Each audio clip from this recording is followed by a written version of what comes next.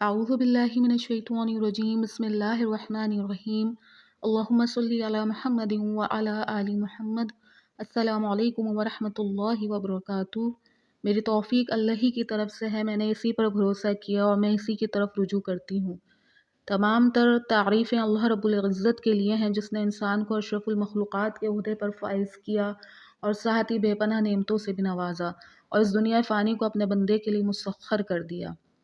بعد اللہ رب العالمین کی تعریف کے لاکھوں کروڑوں درود و سلام بجانب خاتم النبیین حضرت محمد صلی اللہ علیہ وآلہ وسلم۔ اللہ رب العزت کا بڑا کرم کہ اپنے محبوب صلی اللہ علیہ وآلہ وسلم کا امتی بنایا، اور میری خوش نصیبی کہ آقا جان حضرت محمد مصطفیٰ صلی اللہ علیہ وآلہ وسلم کا ذکر کرنے والوں، ان پر درود شریف بھیجنے والوں کی فہرست میں مجھ ناچیز کا بھی نام شامل ہو جائے۔ ایک دن نبی کریم صلی اللہ علیہ وآلہ وسلم کا چہرہ انور خوشی سے بہت ہی چمک رہا تھا اور خوشی کے انوار چہرہ انور پر بہت ہی محسوس ہو رہے تھے۔ صحابہ نے عرض کیا، یا رسول اللہ صلی اللہ علیہ وآلہ وسلم، جتنی خوشی آج چہرہ انور پر محسوس ہو رہی ہے اتنی تو پہلے محسوس نہیں ہوتی تھی۔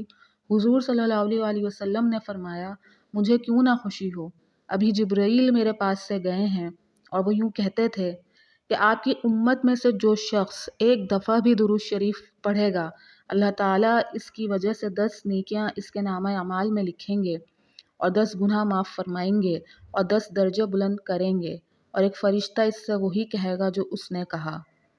حضور صلی اللہ علیہ وآلہ وسلم فرماتے ہیں، میں نے جبریل سے پوچھا، یہ فرشتہ کیسا؟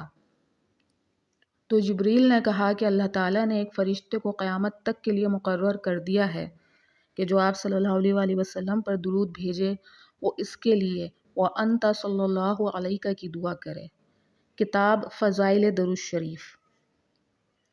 اپنے نبی خاتم النبیین حضرت محمد مصطفیٰ صلی اللہ علیہ وآلہ وسلم کو پہچانیے، ان سے محبت کیجیے، ان سے اپنا رشتہ مضبوط کیجیے اور خوب درود و سلام کا تحفہ خاتم النبیین حضرت محمد صلی اللہ علیہ وآلہ وسلم کی خدمت اطہر میں دل و جان سے پیش کیجیے۔